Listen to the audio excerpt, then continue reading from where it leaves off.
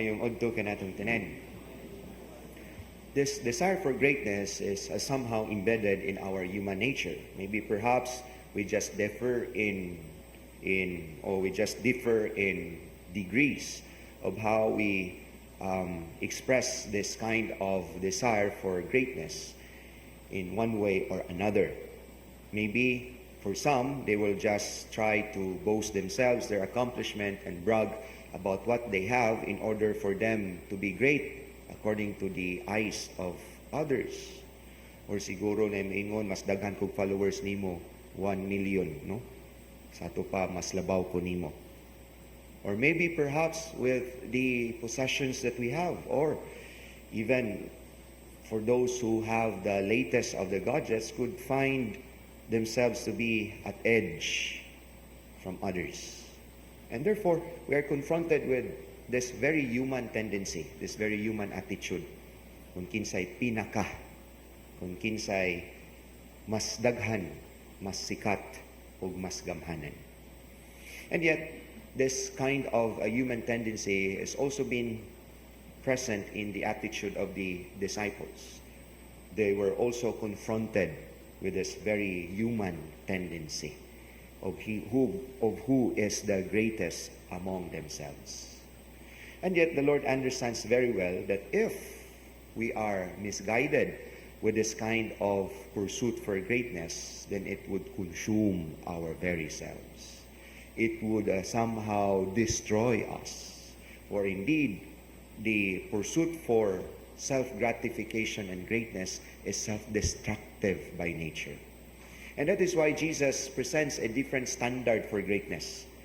Of course, different from the standards of the world, the standards of our human desire.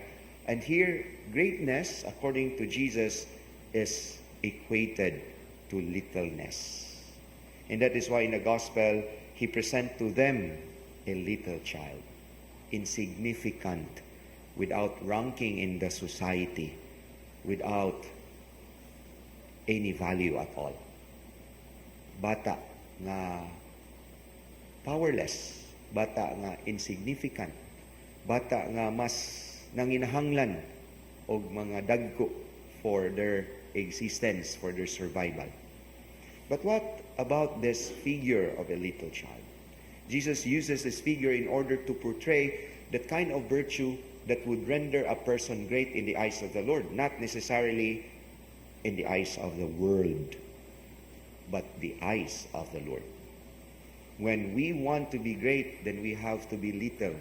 And that means we inculcate in our hearts and embrace that kind of total dependence on God and not depending so much of who we are, of what we have, of what we possess.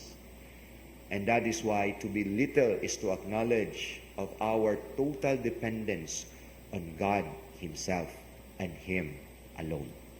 Ug mo hinungdan sa nindot kay nga sugilanon ni Job in the first reading, for we are familiar with the temptation of the tests of Job, that he have been stripped off with all his livestock, and unfortunate events fall with series of unfortunate events, including the death of his children, and yet he did not somehow offend God, but telling him the Lord gave and the Lord had taken away.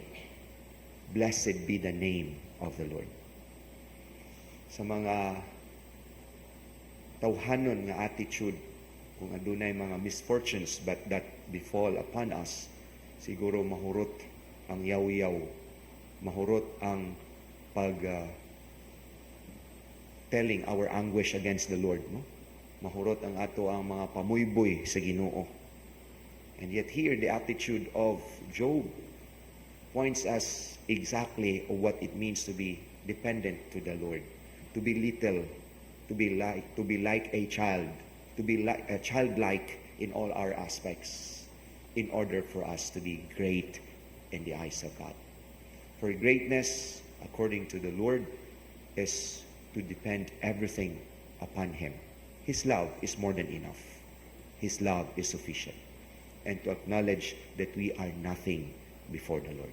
And in this way, we are great in the eyes of Jesus. Amen.